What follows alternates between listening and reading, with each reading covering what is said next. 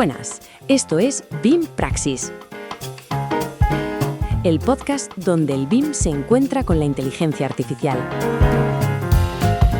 Exploramos la ciencia, la tecnología y el futuro desde el enfoque de la arquitectura, ingeniería y construcción. ¡Empezamos!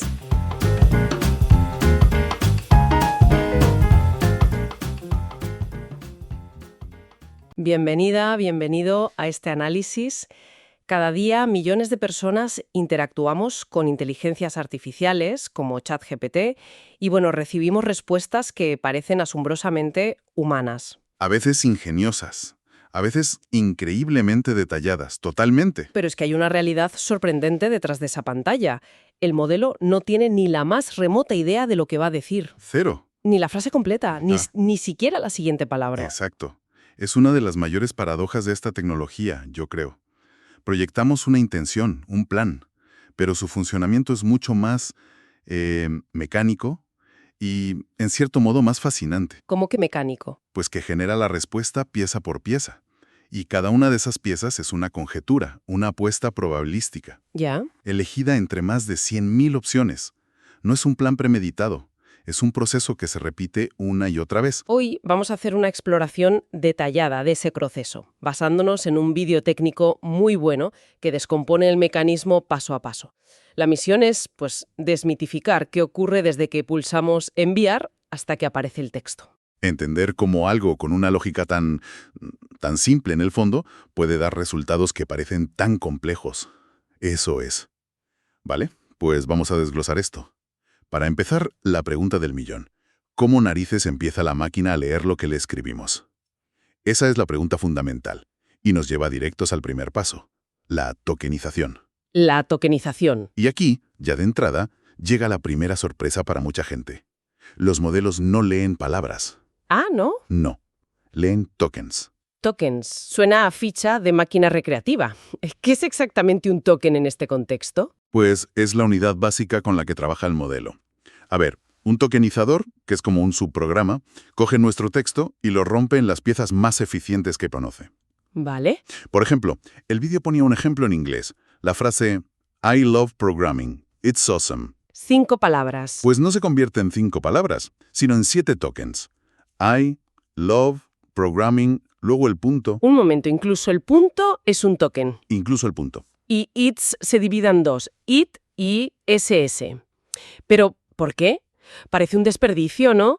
¿No sería más fácil trabajar con palabras enteras? Parece contraintuitivo, pero es increíblemente eficiente.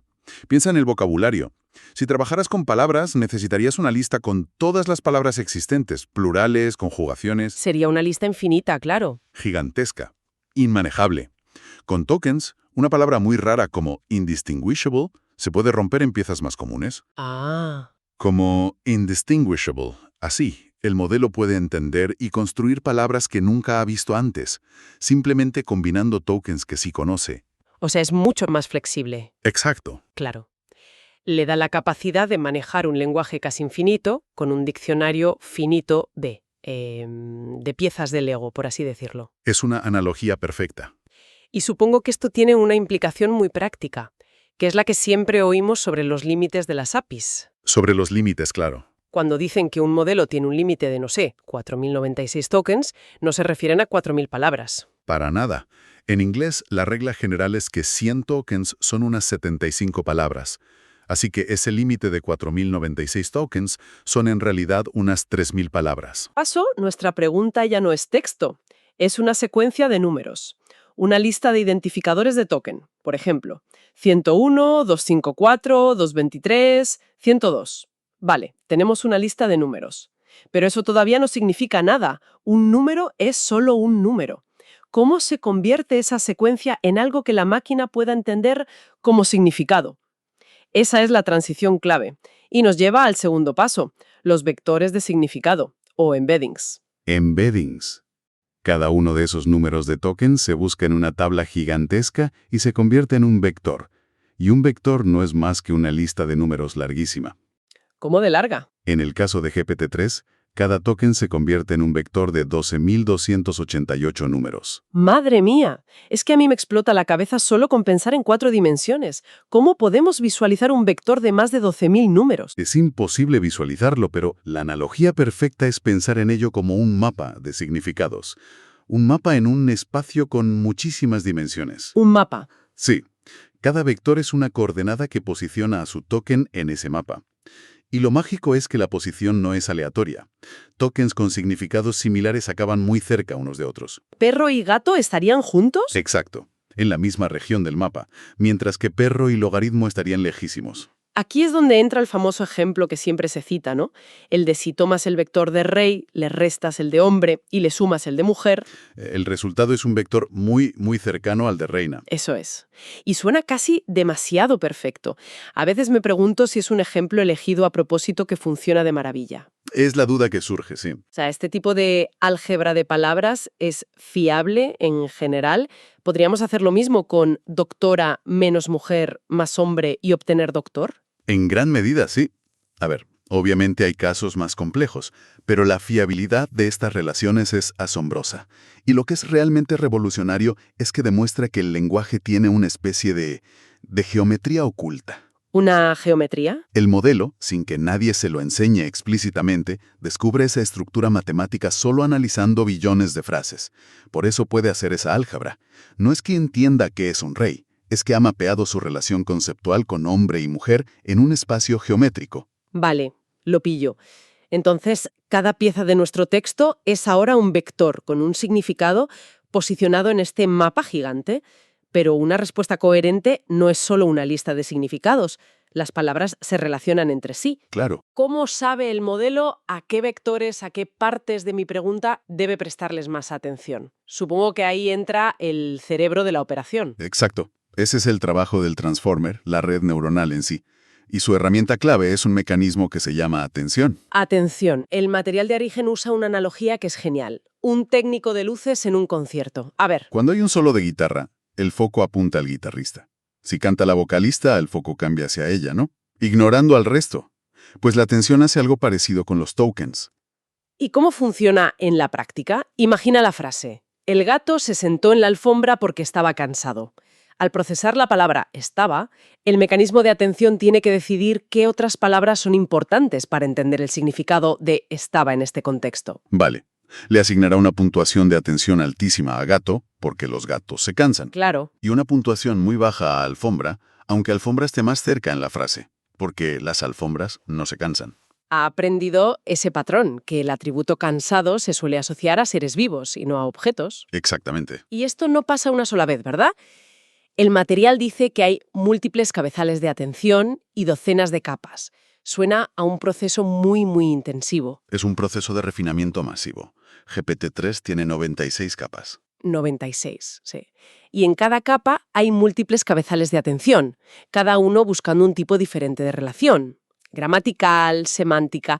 Al pasar por cada capa, los vectores se van enriqueciendo, o sea que van absorbiendo el contexto. Eso es. Ya no solo contienen significado aislado del token, sino el contexto de toda la frase. Lo que sale al final de esas 96 capas es un conjunto de vectores que representa un entendimiento profundo de la pregunta. Vale, el modelo ha tokenizado, ha entendido el significado de cada pieza con los embeddings y ha analizado el contexto con el transformer y la atención. Parece que ya lo tiene todo. ¿Qué pasa ahora? ¿Ya sabe lo que va a decir? Ahí está la clave. ¿Todavía no? No tiene ni idea. No tiene un plan. Entonces, lo único que puede hacer con toda esa información es... Apostar. Y esto nos lleva al cuarto paso, el cálculo de probabilidades. Apostar. ¿A qué apuesta? Apuesta a cuál será el siguiente token. Después de todo ese procesamiento, la red neuronal produce una puntuación para cada uno de los tokens de su vocabulario. Para todos. Para todos. El modelo Llama 3, por ejemplo, tiene un vocabulario de 128.000 tokens, así que genera una lista de 128.000 puntuaciones. Se llaman logits. Espera, ¿me estás diciendo que para cada palabra que genera, primero calcula la probabilidad para cada una de las 128.000 opciones posibles? Para cada token. Eso es una locura computacional. Lo es. Es una de las razones por las que requiere tantísima potencia. Esas puntuaciones en bruto, los logits, se pasan por una función matemática que se llama softmax, que las normaliza. ¿Y qué hace? Las convierte en una lista de probabilidades que suman 1 o el 100%. Así que al final tienes una lista que dice, el siguiente token tiene un 23% de probabilidad de ser es, un 14% de ser realmente, un 9% de ser la, y así hasta el token 128.000, ¡Qué fuerte! que podría tener una probabilidad del 0,00001%. Increíble. La respuesta final es solo uno de los infinitos caminos posibles a través de ese árbol de probabilidades. Pero si tienes la lista, ¿cómo se elige uno? Se coge siempre el más probable y ya está. Esa es una opción, y nos lleva al quinto y último paso, el muestreo o sampling. Sampling. El método más simple es el que dice, se llama greedy decoding, decodificación codiciosa. Simplemente elige siempre el token con la probabilidad más alta. Que parece lo más lógico. Es seguro, es consistente, pero a menudo produce textos muy aburridos, muy predecibles. Repetitivos. Entiendo. Si siempre eliges la opción más obvia, nunca dices nada sorprendente. ¿Cómo se añade un poco de creatividad o de variedad? Ahí es donde entra en juego un parámetro que podemos controlar, que se llama temperatura. Temperatura. Una temperatura de 0 es greedy decoding, máxima probabilidad, 0 riesgo. A medida que subes la temperatura, la distribución de probabilidades se aplana. ¿Qué quiere decir que se aplana? Que las opciones menos probables reciben un empujón y tienen más posibilidades de ser elegidas. Me recuerda una vez que, jugando con los parámetros, puse la temperatura al máximo pidiéndole una receta de galletas. ¿Y qué pasó? Acabó sugiriendo que mezclara harina de sueños con un susurro de gravedad. Claro. Poético, pero vamos, completamente inútil para la merienda. Es el ejemplo perfecto. Una temperatura alta es ideal para escritura creativa, para generar ideas. Pero si te pasas, el resultado es incoherente. Ya. Porque le das casi la misma oportunidad a una palabra lógica que a una totalmente aleatoria. Por eso existe otro método, Top-P, que es un poco más controlado. ¿Y ese cómo va? Pues en lugar de jugar con todas las probabilidades, le dices, elige entre el grupo más pequeño de tokens cuyas probabilidades sumen, por ejemplo, un 90%. Así descartas la cola larguísima de opciones absurdas, pero sigues teniendo un abanico creativo. Vale, entonces se elige un token usando uno de estos métodos. ¿Y luego qué? Empieza todo otra vez. Exacto. Una vez se selecciona un token, todo vuelve a empezar. El bucle. El nuevo token se añade al final del texto de entrada. Y se repiten los 5 pasos. Embeddings, la pasada por el transformer para recalcular la atención con el nuevo contexto, el cálculo de las 128.000 probabilidades y finalmente el muestreo del siguiente token. Y así, una y otra vez. Hasta que el modelo genera un token especial que significa fin de secuencia. Este bucle lo explica casi todo. Entiendo ahora por qué generar textos muy largos es más lento. Claro. Cada nueva palabra requiere que el mecanismo de atención vuelva a mirar todo lo que ha venido antes, y ese cálculo crece de forma exponencial. Correcto. Y, lo que es más importante, confirma de forma definitiva que el modelo no sabe de antemano lo que va a decir. La palabra número 50 de su respuesta no está decidida hasta que llega el turno de generar la palabra número 50. No hay un plan oculto. No. Solo una cadena de decisiones probabilísticas, una detrás de otra. Sabiendo todo esto, el mecanismo completo, ¿cambia la perspectiva sobre algunos de los comportamientos más extraños de estos modelos? Pensemos en las famosas alucinaciones. Ajá. Cuando un modelo se inventa un dato, está mintiendo. No en el sentido humano de la palabra. No hay intención de engañar. Desde la perspectiva del modelo, una alucinación es simplemente un éxito. ¿Un éxito? Sí. Ha generado la secuencia de tokens que, según los patrones que ha aprendido, se parece más a una respuesta segura y veraz. La distribución de probabilidad no distingue la verdad de la plausibilidad. O sea que si ha visto miles de textos donde a una pregunta sobre un CEO le sigue una respuesta con datos financieros, ¿Generará algo que se parezca a un dato financiero, aunque sea inventado? Porque probabilísticamente encaja. La implicación es clarísima. Hay que verificar siempre cualquier dato factual que nos dé. Por muy convincente que suene, está optimizado para sonar convincente, no para ser veraz. Exacto. Y lo mismo ocurre con la creatividad, ya lo hemos comentado con la temperatura. Aumentar la temperatura no hace al modelo más creativo. No. Simplemente aumenta la probabilidad de que elija tokens menos comunes, menos predecibles. Somos nosotros, los humanos, quienes interpretamos esa aleatoriedad matemática como un acto creativo. La implicación práctica es que para tareas deterministas, extraer información, resumir, formatear datos, se debe usar una temperatura baja. Cercana a cero. No puedes dejar la precisión al azar. Y esto también debe explicar por qué los modelos tienen un límite de memoria, la famosa ventana de contexto. A veces parece una restricción arbitraria de las empresas para que pagues más. Bueno, algo de eso hay, pero no es solo eso. No. No, es una realidad computacional. Como decía Santas, el coste de calcular la atención para cada nuevo token, con todos los tokens anteriores, es inmenso. La complejidad es cuadratica. ¿Qué significa eso? Que si duplicas la longitud del texto, el coste computacional y la memoria necesaria no se duplican, se cuadruplican. Es una limitación inherente a la arquitectura Transformer actual. Vaya. Por eso, aunque los límites de contexto aumentan, siempre existirá una barrera técnica y económica. Así que, en resumen, el texto se convierte en tokens numéricos.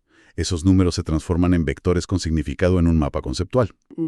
El mecanismo de atención analiza el contexto para ver qué es importante. Se genera una lotería de probabilidades para la siguiente palabra y finalmente se selecciona un token. Una y otra vez. Como dice el vídeo, no es magia, es un mecanismo. Entender ese mecanismo es fundamental. Y nos deja con una reflexión final, creo. A ver. Ahora que se comprende que cada palabra es una elección probabilística basada en todo lo que ha venido antes, ¿cómo cambia esto la forma en que se deberían formular las instrucciones para la IA? Claro. Quizás la clave no esté solo en lo que se pregunta al final, sino en cómo se construye el camino de contexto inicial. Cada frase que le das, cada ejemplo, está ajustando esas probabilidades iniciales para guiar al modelo token a token hacia la respuesta no solo correcta, sino verdaderamente útil o ingeniosa que se busca.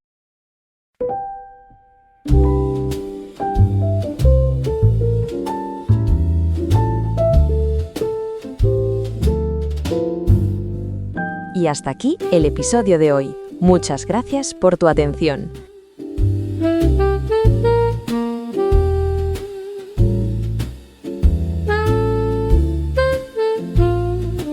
Esto es BIM Praxis. Nos escuchamos en el próximo episodio.